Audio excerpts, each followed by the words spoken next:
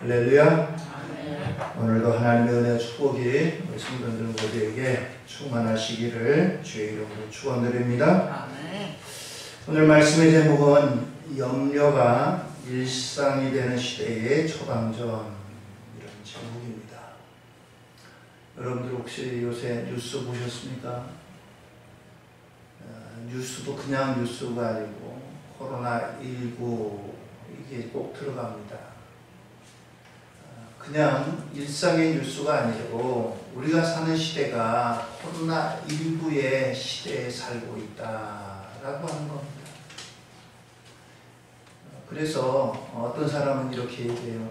코로나19 시대 이전과 이후로 나뉜다. 그렇게도 이야기합니다. 코로나19 이전의 시대와 19 이후의 시대로 이렇게 나누인다고 합니다. 뉴스에서 빠지지 않는 이제 항목이 어제는 코로나19로 새로운 확진자가 몇 명이 발생했는데 국내에 몇 명이고 해외에서 유입된 사람이 몇 명이고 또 사망자가 몇 명이고 또 완치자가 몇 명이다. 이건 뉴스 때마다 빠지지 않는 단골 메뉴입니다. 그만큼 이것이 일상화됐다는 겁니다. 그래서 우리는 어쩔 수 없이 이런 시대 가운데 살아가고 있습니다. 기침만 해도 염려가 됩니다. 아이고, 저 사람 혹시 코로나19는 아닌가? 우리가 마트를 가고 또 어디를 가도 혹여나 마스크를 잊어버리고 가면은 걱정이 됩니다. 마스크 안 가져왔는데. 또 마스크 안 쓴 사람 보면 걱정이 되기도 하고요. 대중교통에는 마스크를 이제 착용하지 않으면 이제 입장할 수가 없게끔 그렇게 되기도 했습니다.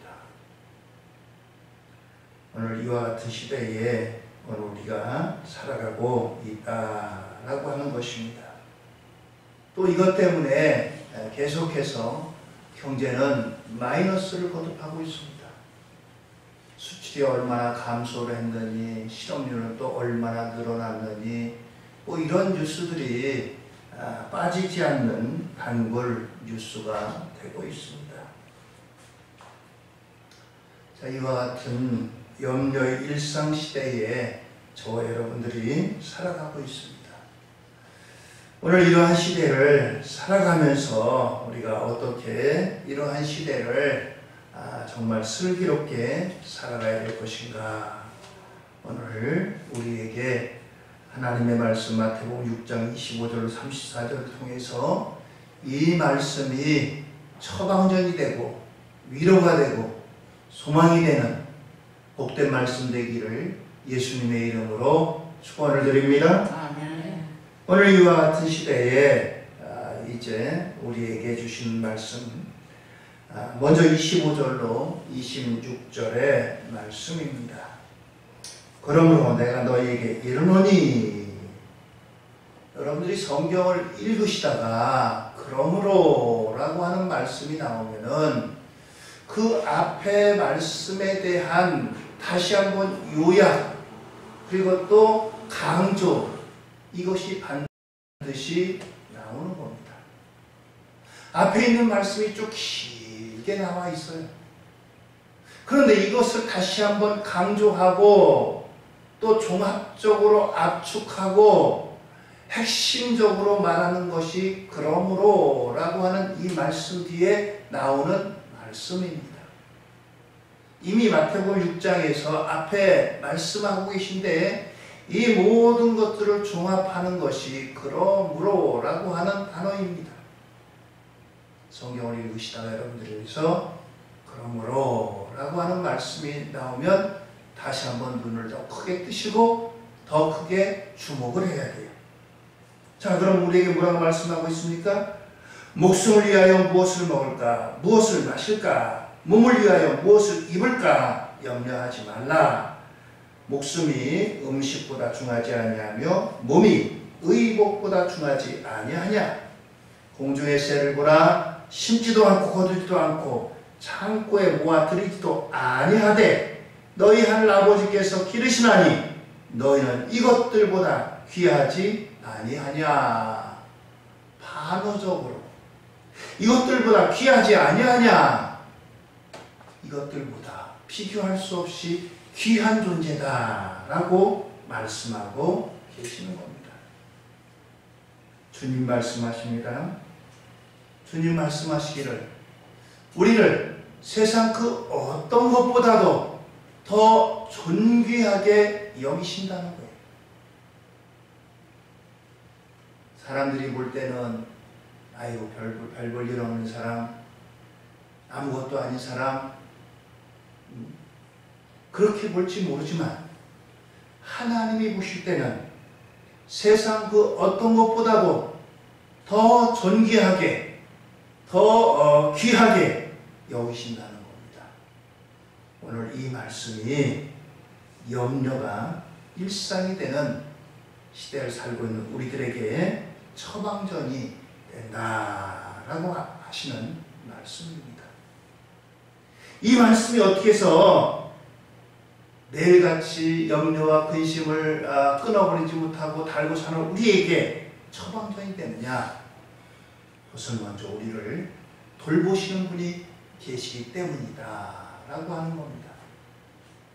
저와 여러분을 돌보시는 분이 계십니다. 그분이 누구시냐? 하나님이 우리를 돌보신다 라고 하는 겁니다. 우리나라 애국가 가사에 뭐 하느님이냐 하나님이냐 논쟁이 많습니다만 뭐 우리가 하느님이라고 하든지 하나님이라고 하든지 아무튼 그분이 우리를 보호하사, 보호가 아니라 보호하사입니다. 보호하사. 외국인들이 우리나라 사람이 되기 위해서 귀화 시험 보는 게 있습니다. 그때 그 단골적으로 나오는 게 이 애국가 가사를 쓰는 겁니다. 1절부터 4절까지. 거기에 나오는데 하나님이 보호하사, 하나님 보호하사. 하나님이 우리를 돌보신다라고 하는 것입니다. 하나님께서 우리에게 입으로 먹을 양식을 주시지 않겠느냐라고 말씀하십니다.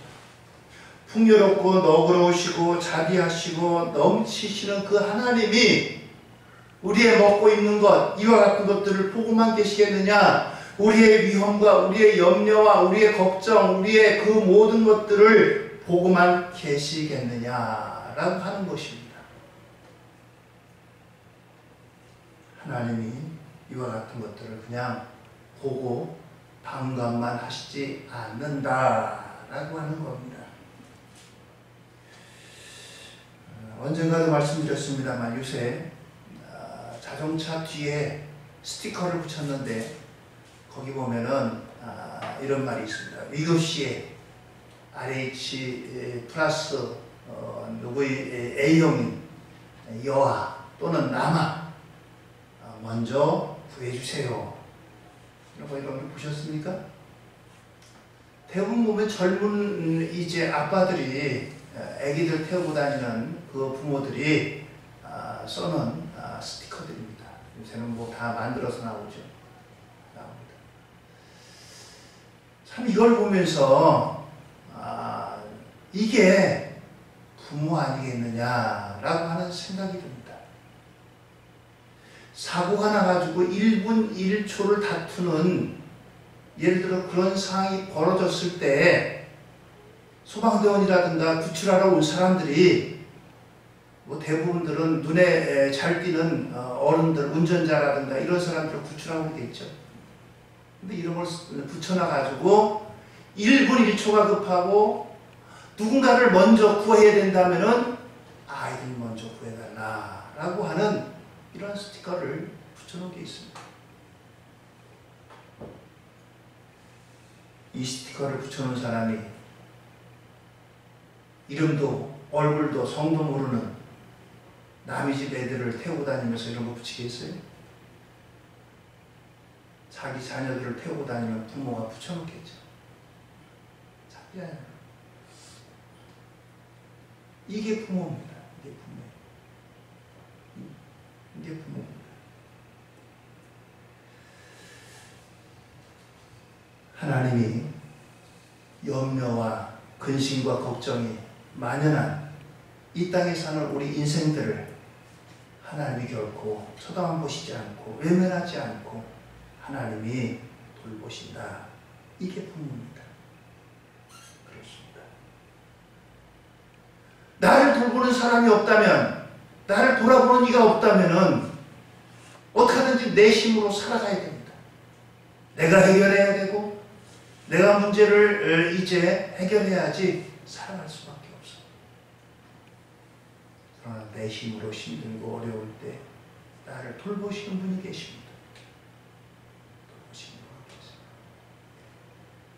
언제 어디서나 위험할 때, 어려울 때, 힘들 때 자 나타나가지고 그 어려움을 도우시는 그 부모와 같이 하나님 이 시대에도 오늘 저와 여러분 우리 가운데 함께 하심을 믿으시길 주의 이름으로 축원드립니다. 아멘. 하나님이 우리와 함께 하십니다. 하나님 돌보십니다. 더 나아가서 염려가 일상이 된다고 해가지고 매일같이 쌓이는 염려, 근심, 걱정 이것들 가지고 결코 문제가 해결이 되지 않을 뿐만 아니라 유익이 없다라고 하는 겁니다. 27절의 말씀입니다. 너희 중에 누가 염려함으로 그 키를 한 자라도 더할 수 있겠느냐? 여기 그 키를 한 자라도 더할 수 있겠느냐라고 하는 것은 문제 해결에 한 발자국이라도 더 가까이 갈 수 있겠느냐? 문제 해결에 한 발자국이라도 더 가까이 접근할 수 있겠느냐? 매듭 하나라도 풀어지겠느냐? 라고 하는 이런 뜻입니다. 염려한다고 해가지고 이만했던 염려가 줄어드는 것 결코 아닙니다. 이만했던 문제가 더 이제 작아지고 더 매듭이 풀려지고 이것이 결코 아니라는 거예요. 염려는 우리에게 괴로움을 더할 뿐입니다. 잠을 잘 수가 없습니다. 밥맛이 없습니다. 의욕이 떨어집니다. 그러다 보니까 상황을 개선시킬 힘도 더욱더 빠지는 법입니다. 상황은 더 오히려 악화됩니다. 금년 얘기입니다. 얼마 전에 미국의 할리우드에 영화 제작하는 이 제작자가 있는데 스티브 빙이라고 하는 사람입니다. 우리들은 별로 잘 그렇게 알려지지 않은 사람인데 이 사람 재산이 우리나라 돈으로 한 6, 7천억 정도입니다. 근데 자살을 했습니다. 경찰이 수사를 해보니까 도대체 자살할 만한 이유를 발견하지 못했어요. 나중에 종합적으로 수사를 통해서 코로나 사태로 미국에서 공세 조치가 열렸습니다. 격리가 길어졌습니다. 그러면서 그 사람들 얼마나 자유롭게 살아야 참. 자유롭게 사는 사람 아니에요? 그러면서 이제 우울증이 찾아온 겁니다. 우울증이 찾아오면서 우울증을 이기지 못하고 극단적인 선택을 했다라고 하는 거예요. 돈이 없어서 부도가 나서 아니면 지병 때문에 그런 것이 결국 아니라 우울증에 못 이겨가지고 답답하고 봉쇄하고 그러니까 이것 때문에 자살한 겁니다. 근심과 걱정은 우리에게 결코 유익이 되지 않습니다. 염려는 백해무익하고 염려하지 않으면 모든 면에서 유익합니다. 그래서 성경은 너희 중에 누가 염려함으로 그 길을 한 자라도 할 수 있느냐? 조금이라도 문제가 더 해결됐느냐? 문제 해결에 한 발자국이라도 더 앞서갔느냐? 그렇지 않다는 겁니다. 그러면서 주님께서 권면하신 말씀은 6장 34절입니다. 6장 34절이요. 우리 같이 한번 읽어보실까요? 같이 읽습니다. 그러므로 내일 일을 위하여 염려하지 말라. 내일 일은 내일이 염려할 것이요 한날의 괴로움 그날로 족하니라. 그렇습니다. 근데 이 염려가 언제 거라고요? 내일 거라는 겁니다. 내일. 당장 눈앞에 있는 것이 아니라 내일 것이라는 거예요. 내일 일을 내일이 염려하도록 내일 다음날 맡기라는 겁니다. 오늘 미리 앞서가지고 앞당겨가지고 이것을 이제 염려하지 말고 내일에 맡겨라 라고 하는 거예요.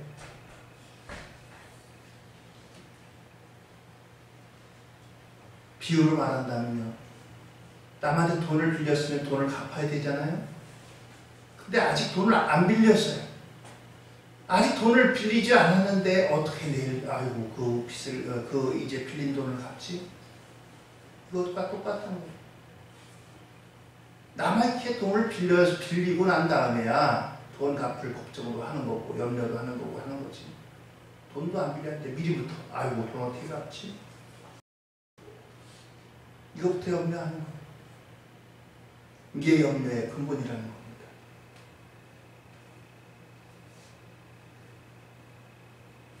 내일 일은 내일이 염려하라 라고 하는 것이 주님의 말씀입니다. 오늘 또한 주님께서는 우리에게 이 땅에서 이제 의식주라든가 이런 것들보다 더 큰 사명이 있다라고 하는 겁니다.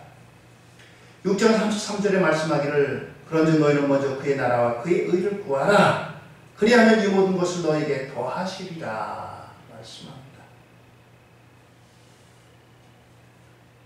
염려를 앞당겨 하지 말고 너희들이 먼저 할 것이 있는데 그의 나라와 그의 의를 구하라. 그의 나라와 그의 의를 구하라 라고 하는 겁니다.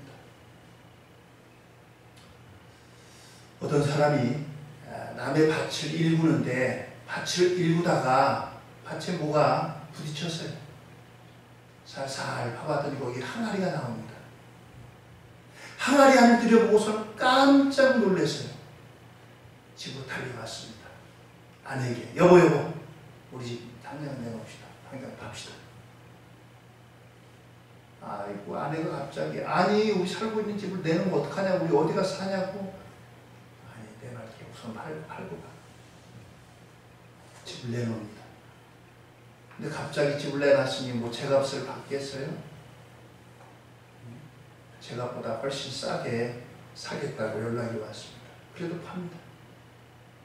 아니 도대체 이 양반이 미쳤나? 이 양반이 왜 이래? 아내 밭을 읽은 이 사람이 주인에게 가서 이 밭을 나에게 달라고 합니다. 시세보다도 훨씬 더 큰 값을.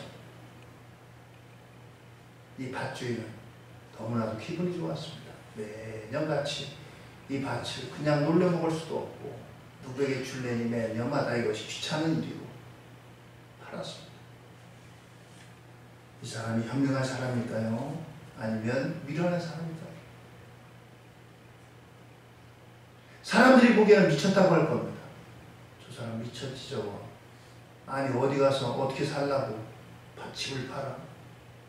그 값도 제대로 받지도 못하고. 아이고 저 돌덩이밖에 없는 저 밭을 사? 저 밭 그래봐야 얼마나 한다고 그걸 더 저렇게 비싸게 주고 사? 사람들은 다 그렇게 볼 겁니다. 그러나 이 사람이 발견한 것은 세상 사람들이 알고 있는 것보다 훨씬 더 가치 있는 겁니다. 그 밭 이상의 가치가 거기에 있기 때문입니다.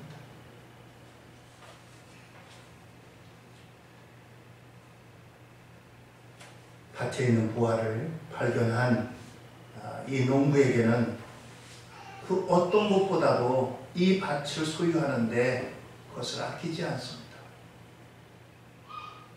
세상 사람들이 아무리 뭐라고 해도 이 농부는 그 밭을 사는데 이제 주저하지 않습니다.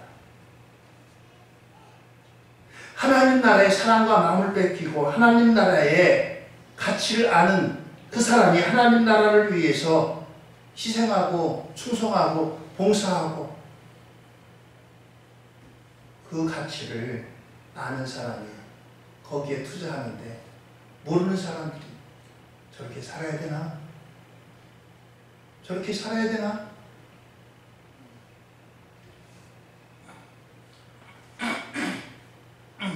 기독교 잡지 그 속에 이제 담겨진 어느 이 선교사들 얘기를 잠깐 봤습니다. 이분들은 잘 나가던 사업가였어요. 그 부인은 학교 선생님이었고 50대 중반이 돼가지고 이제 그 믿음 생활 하는데 갑작스러운 하나님의 콜링이 있었어요. 하나님이 너를 여기 가라. 지금 하는 사업도 잘 되고 직업도 안정적이고 그 어느 것 하나 부족함이 없는데 갑작스러운 하나님의 콜링이 있어서 그것을 다 내려놨습니다. 정리를 했어요. 사람들이 수근수근거려요. 미쳤나? 왜 그러지? 다 정리했습니다. 아프리카로 들어갔어요.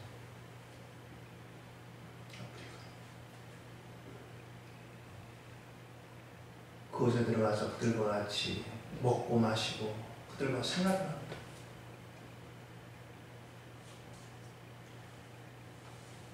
아프리카 그 속에 들어가다 보니까 없던 병도 생기고 그곳에 풍토병도 생기고 여러 가지 병이 생기고 어느덧 세월은 지나고 70이 넘고 그렇습니다.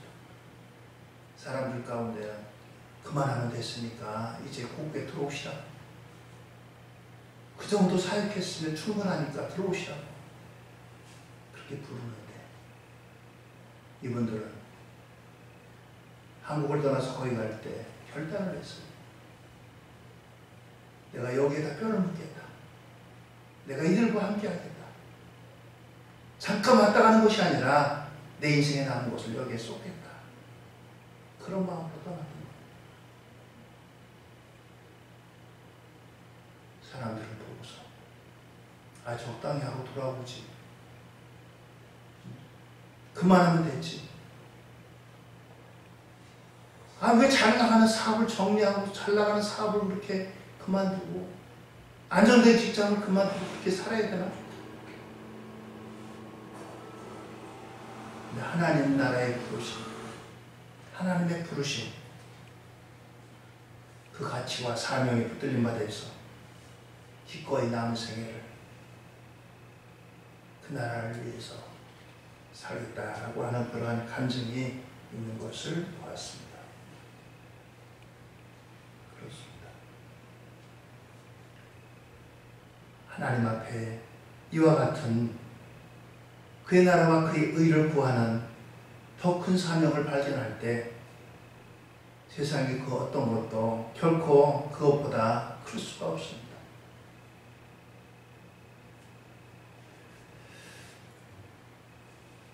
그래서 우리 앞에 있는 염려나 걱정, 근심 이와 같은 것들이 결코 우리의 앞을 가로막지 못합니다. 아프리카 가서 어떻게 살라고? 기후가 얼마나 더울 텐데, 풍토병이 얼마나 많을 텐데, 얼마나 열악할 텐데, 먹는 음식, 마시는 물, 그것도 제대로 좋은 거 못 먹을 텐데. 그러나 더 큰 사명 앞에는 그 염려나 근심이나 걱정 이것들이 결코 그 앞길을 가로막을 수 없다라고 하는 것입니다. 더 나아가서는 우선순위의 문제라고 하는 거예요.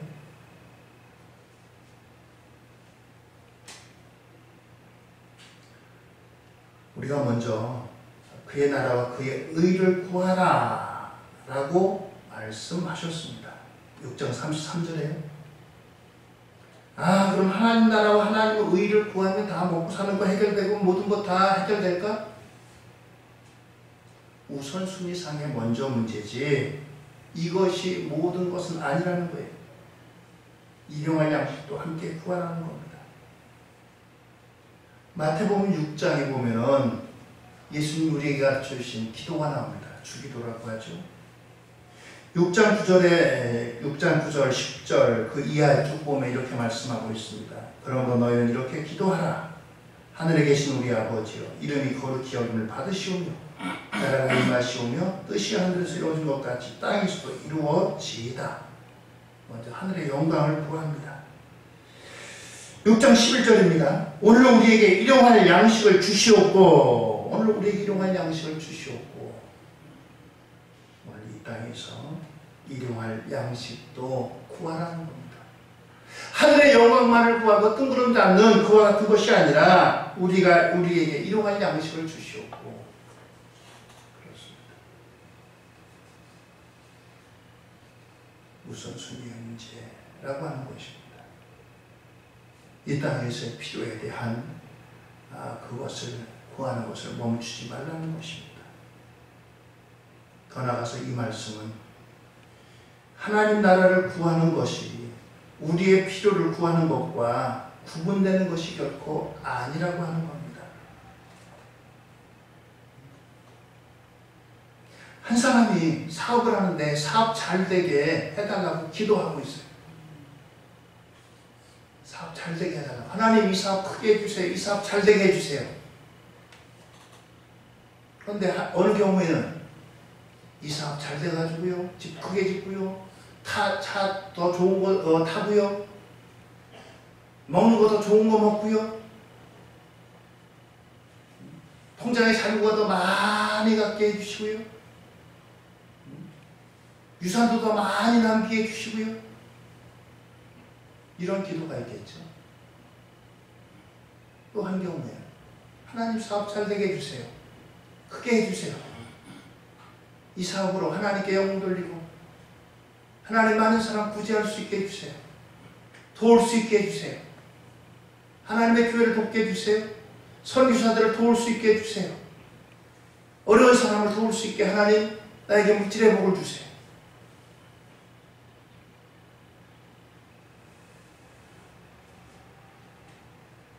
오늘 우리가 우리의 필요를 구하는 일에 있어서 그 필요를 구하는 기도의 최종적인 목표가 어디 있느냐?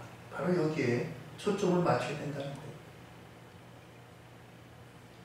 야구나 축구 같은 경우는 단체 경기입니다. 근데 단체 경기에서도 특별히 잘하는 사람은 더 높은 몸값을 받아요. 축구 선수 중에요. 여러분들 우리나라는 손흥민 선수, 옛날엔 차범근 선수, 또 세계적으로는 메시, 이런 사람들은요 단체 경기지만 똑같이 운동하지만 다른 사람들보다 돈을 훨씬 더 많이 받습니다. 많이 받아요. 그런데 이 단체 경기 중에서 어떤 때는 내가 골을 넣어야 될 때 골을 넣으면 되지만 골을 넣기 힘들 때는 다른 선수에게 패스해줘가지고 다른 선수가 골을 넣을 수 있게 그렇게 패스를 해줘야 돼. 아, 내 몸값 더 받아야 되니까 내가 혼자 다 할래. 충분히 자기가 골을 넣을 수 없는데도 욕심을 내가지고 자기가 차가지고 골인이 안 돼가지고 상대편에게 기회가 넘어간다면 그 사람 어떻게 되겠어요? 그 사람 몸값이 내려가는 거예요. 어떤 때는 내가 넣을 수도 있지만 나보다도 더 옆에 있는 사람이 확실하게 넣을 수 있다면 그 사람에게 패스를 해줘야 돼. 그래서 내가 성적이 골 넣은 사람의 이제 성적이 올라가가지고 나중에 몸값 계산할 때 그게 반영되는 거예요. 나에게 플러스가 안 되더라도 다른 사람이 골을 넣을 수 있는 게 더 유리하고 그렇다면 그 사람에게 양보를 해야 돼요. 감독 입장에서 누가 여러분들 더 그 팀에 유용한 사람이겠어요? 욕심만 내가지고 나는 몸값 많이 받는 사람이 돼야 돼. 내가 모든 골을 다 내가 넣을 거야. 다른 선수가 넣을 수 있는 기회고 더 좋은 이제 편안한 기회고 100% 넣을 수 있는 그런데도 불구하고 자기가 욕심 부려가지고 골 넣는다고 슛을 했는데 골이 안 되고 노골 돼가지고 상대방에게 골이 넘어간다면 그 선수 누가 감독 쓰겠어요? 않습니다.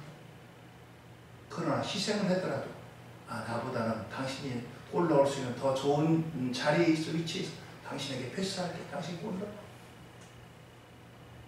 그 사람이 훨씬 더 팀에 유용한 사람일 겁니다.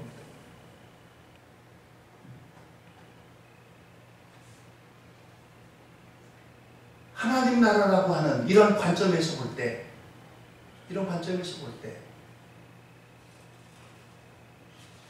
여러분들 과연 나는 어떤 사람인가? 하나님 나라의 영광을 위해서 내가 좀 손해보고 내가 좀 뒤에 처지더라도 그것이 하나님 나라의 더 큰 영광이라면 내가 좀 내려앉기도 하고 내가 좀 포기하기도 하고 내가 손해보기도 하고 그러한 것이 우선순위라는 겁니다.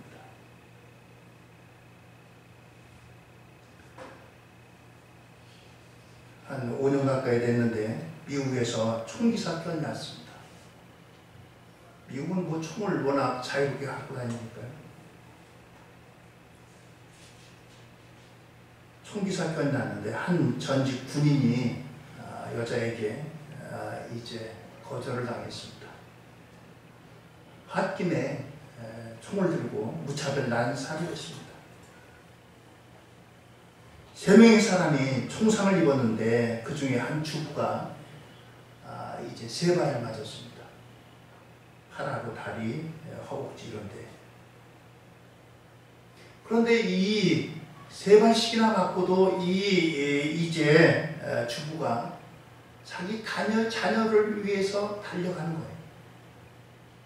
자기 자녀가 지금 있는데 이 자녀에게 위협이 다가올 것 같아가지고 이 자녀를 위해서 달려가가지고 이 자녀를 온몸으로 막았습니다.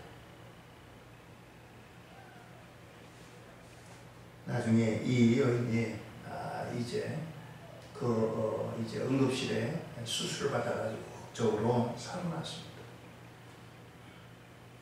총알을 한 방도 아니고 3방씩이나 맞았는데 이제 자기 자녀들 때문에 그 자리에 주저앉을 수가 없는 거예요. 우리 애들이 이 총을 맞으면 어떡하나? 필사적으로 달려가가지고 이 애들을 구하는데 온 힘을 다하고 쓰러졌습니다. 어머니는 그만큼 위대한 거예요. 자기가 총에 맞은 것도 잃어버려요.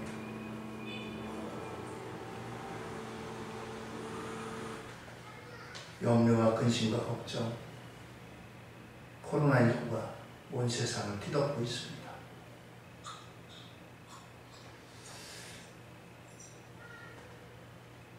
좋은 소식이 들려지길 원하지만 그렇게 좋은 소식이 금방 나타나지는 않습니다. 백신이 언제 완성이 될지, 치료제가 언제 완성이 될지 알 수 없습니다. 올가을에 2차 유행이 퍼질 수도 있다라고 그렇게 경고를 합니다. 엊그제는 우리나라도 캠핑 같은 사람들이 코로나19에 전염이 됐어요. 실내에서 마스크 쓰고 실내에서나 조심하면 된다. 밖에서는 그렇게 우리가 조금 별로 그렇게 크게 신경 쓰지 않아도 된다라고 이렇게 생각을 했는데 밖에서 이와 같이 많은 사람들이 코로나19에 전염이 됐어요. 안전한 데가 어디 있겠어요? 안전한 데가 어디 있겠습니까? 바깥에 나가도 마스크를 해도 조심을 한다고 해도 이러한 것들이 깔려있는 세상입니다. 근심과 걱정과 염려, 이것들이 일상화되어가는 이러한 세상에 오늘 저와 여러분들 이 밤에도 하나님의 보호와 인도하심과 하나님 앞에 사명을 굳게 믿고서 여러분들 믿음으로 정진하고 승리하시기를 주의 이름으로 부탁을 드립니다. 하나님이 함께 하신다. 하나님이 나를 존귀하게 여기신다. 나를 책임지는 분이 있다. 나와 함께 하시는 분이 계시다. 그 이상으로 우리들에게 그 어떤 것들이 필요하겠어요? 어떤 것들이 필요하지 않습니다. 다윗이 얼마나 그의 생이 피곤한 생이에요. 다윗이 결코 편안하게 잠을 누린 것이 그의 일생에 얼마 되지 않습니다. 늘 쫓기는 신세였어요. 사울 왕에게 쫓기고 아들에게 쫓기고 적군에게 쫓기고 쫓기는 그러한 인생을 살았어요. 그러한 다윗이 하나님 앞에 이렇게 고백합니다. 시편 3편 5절 6절의 말씀입니다. 내가 누워 자고 깨었으니 여호와께서 나를 붙드심이로다. 천만인이 나를 애워싸 진친다 하여도 나는 두려워하지 아니하리이다. 할렐루야. 천만인이 나를 죽이려고 애워싸고 나를 추격하고 나를 붙잡으려고 그렇게 다가온다 할지라도 나는 두려워하지 않는다. 하나님이 나를 붙드신다.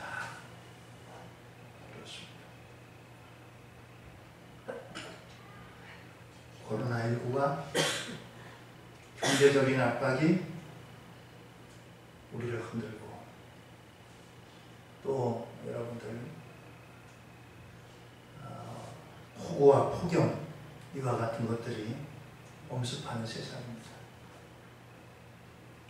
오늘 이와 같은 세상 가운데 저와 여러분들을 붙들고 계신 이 하나님을 의지하고 오늘 승리하시는 귀한 삶의 역사가 우리 성도님들 한 분 한 분 모두에게 임하시기를 예수님 이름으로 축원을 드립니다. 아멘. 할렐루야. 아멘. 부모는 그 어떤 희생을 감수하고서라도 자녀를 위해서 자기 목숨을 돌보지 않으면서 자녀를 위해서 희생하는 것이 부모입니다.